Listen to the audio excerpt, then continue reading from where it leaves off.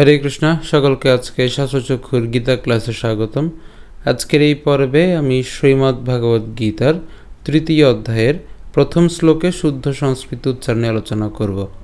তো এর পূর্ববর্তী ভিডিওতে আমি 2য় অধ্যায়ের 72 নম্বর শ্লোকে শুদ্ধ সংস্কৃত উচ্চারণে আলোচনা করেছিলাম। তো যারা পূর্ববর্তী ভিডিওটি দেখেননি, উপরের আই বাটনটি ক্লিক করে দেখে নিতে পারবেন।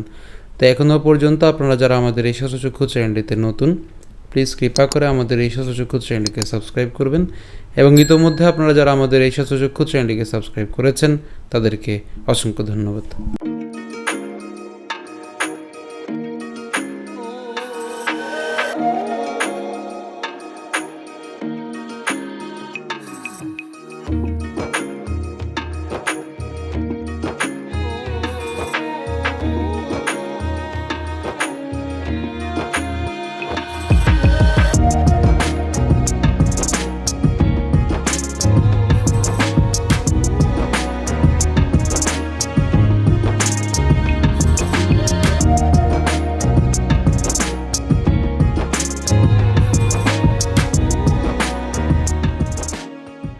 প্রথমেই আমরা জেনে নেই আমাদের 3য় অধ্যায়ের নামটি কি।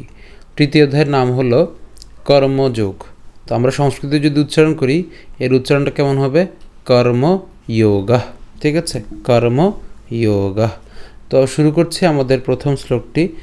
তো প্রথম শ্লোকটি হচ্ছে অর্জুন উবাচ জ্যায়োসি চেত কর্মণস্তে মতা বুদ্ধির জনার্দন তৎকিং কর্মণি ঘোরে মাং নিয়োজয়সি কেশব। একদম সহজ শ্লোকটির প্রথম থেকে আমরা একটু খেয়াল করি এর উচ্চারণটা কেমন হচ্ছে। প্রথমে এর উচ্চারণটা কেমন হবে? জিআইওসি। কেন জিআইওসি? এখানে আমাদের কি আছে? জফলা আছে। তো জফলার উচ্চারণটা আমরা জানি যে জফলা থাকলে কার মতো উচ্চারিত হয়? ইয়র মতো হয়। তো বর্গীয়াজের সাথে ইয় এবং আকার একসাথে যদি আমরা উচ্চারণ করি তখন এর উচ্চারণটা কেমন হবে? জিয়া। ঠিক আছে, জিয়া। এবং তার সাথে কি আছে? আবার অন্ত্যেস্তীয় আছে এবং দন্তস্ব দীর্ঘিকার আছে, দন্তস্ব। হ্যাঁ, তাহলে আমরা একসাথে উচ্চারণ করি, উচ্চারণটা কেমন হচ্ছে? জিআইওসি, জিআইওসি। এরপর চেত।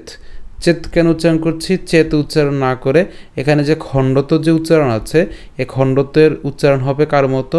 ত হসন্তর মতো। ঠিক আছে, খণ্ডতের উচ্চারণ কার মতো হবে? ত হসন্ত হবে। সেই উচ্চারণটা কেমন হচ্ছে? চেত।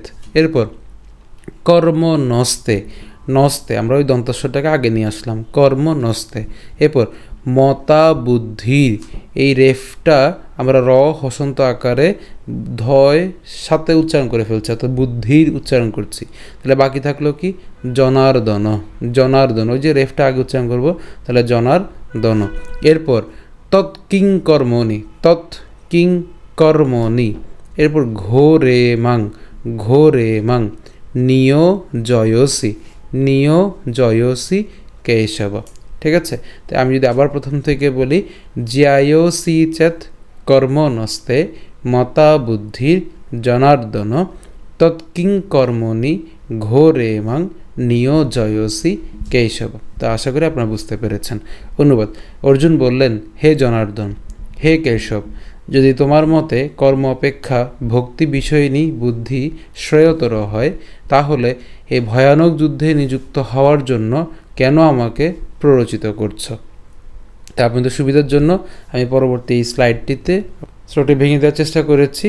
তো প্রথম থেকে একটু খেয়াল করি, অর্জুন উবাচ কী হবে? জিআইওসি। অবশ্যই আমরা একসাথে উচ্চারণ করবো, জিআইওসি। হ্যাঁ, জিআইওসি। এরপর তো উচ্চারণটা এভাবে করতে পারি, জিআইওসি। ঠিক আছে, এটা উচ্চারণ সুবিধার জন্য লিখেছি, কিন্তু উচ্চারণটা কেমন হবে? জিআইওসি।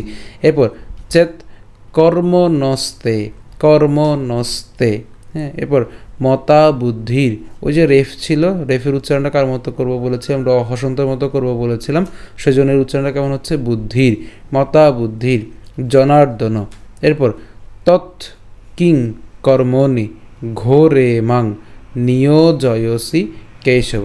একদম সহজ শ্লোকটি, তো আপনারা আশা করি বুঝতে পেরেছেন। তো যদি আমরা শুরু করে পাঠ করি তাহলে কেমন হবে? অর্জুন উবাচ জ্যায়োসি চেত কর্মণস্তে মতা বুদ্ধির জনার্দন তৎকিং কর্মণি ঘোরে মাং নিয়োজয়সি কেশব। আমি আবার বলছি, জ্যায়োসি চেত কর্মণস্তে মতা বুদ্ধির জনার্দন তৎকিং কর্ম নিঘোরে মাং নিয়োজয়সি কেশব। তো আজকে ভিডিও পর্যন্তই। তো যদি ভিডিও ভালো লেগে থাকে অবশ্যই ভিডিওতে লাইক দেবেন, বেশি বেশি করে কমেন্ট এবং শেয়ার করবেন।